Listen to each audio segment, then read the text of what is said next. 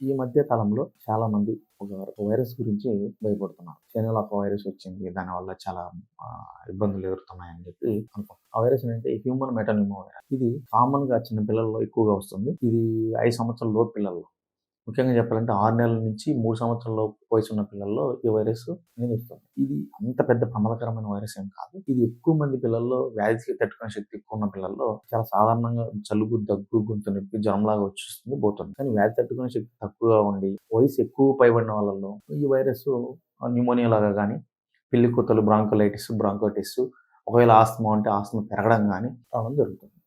ఈ వైరస్ రాకుండా ఏమేమి జాగ్రత్తలు పాటించాలంటే ముఖ్యంగా హ్యాండ్ హైజీన్ అంటాం.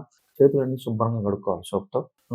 నెక్స్ట్ జలుబు, దగ్గు వస్తున్నప్పుడు మూతికి అడ్డం పెట్టుకొని మాస్క్ అనేది ధరించవలసి ఉంటుంది.